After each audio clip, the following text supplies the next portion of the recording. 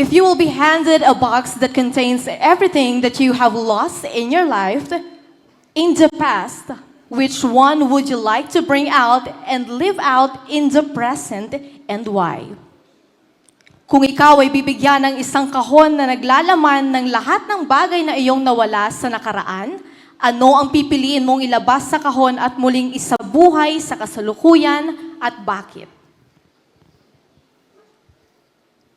When I was younger, I started as a child actress. And during my younger years, I gave that dream up because I decided to focus on my education. But now, if I could bring it back, I would love to try the industry again because I believe that I am passionate about beauty pageants, modeling, and also acting, and also my talents, singing and dancing. So if there's one thing that I could bring back, it would be the chance to be an artist again. Thank you.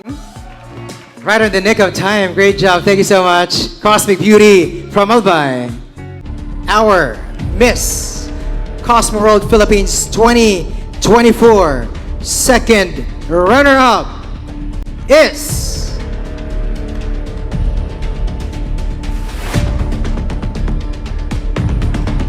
our Cosmic Beauty from Albay, Ana Katarina Kaufman.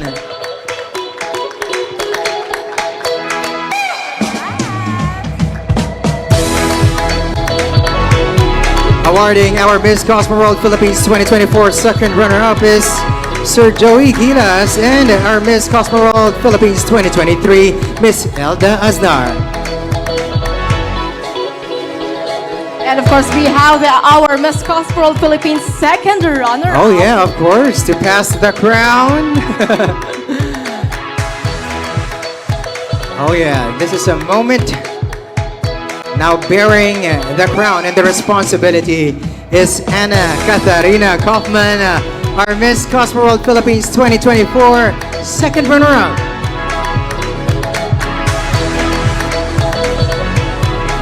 If you will be handed a box that contains everything that you have lost in your life in the past, which one would you like to bring out and live out in the present and why? In Tagalog, kung ikaw ay bibigyan ng isang kahon na naglalaman ng lahat ng bagay na iyong nawala sa iyong nakaraan, ano ang pipiliin mong ilabas sa kahon at muling isabuhay sa kasalukuyan at bakit? Kung ako bibigyan ng pagkakataon na pumili sa box na siyang ikakabuhay, pipiliin ko mabuhay ulit sa ngayon ay ito ay ang buhay ng aking lolo. Sapagkat ako ay lumaki, nakasama siya at ang aking lola, dahil ako ay isang independent na babae. Dahil ang aking ina ay isang single mom at talaga naman ako'y proud sa kanya. So, sa ngayon ay aking nais na makita niya kung nasaan ako ngayon, na kung nasaan na yung inilagaan niyang apo, na kung nasaan na, at yun po, at maraming salamat. Lolo's girl pala ito. Thank you so much, Miss Aurora Province, for Thank you sharing so that much, thought. Miss Aurora. Thank Are you also Our this year's Miss Cosmo World Philippines first runner-up is none other than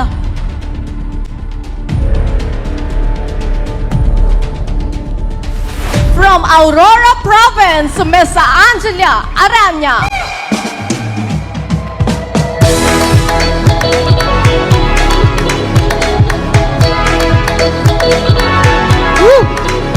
getting closer and closer to the biggest crown, the grandest. But in the meantime, of course, we could see Sir Chris Cachuela and Miss Maureen Montaigne awarding our first runner-up for tonight.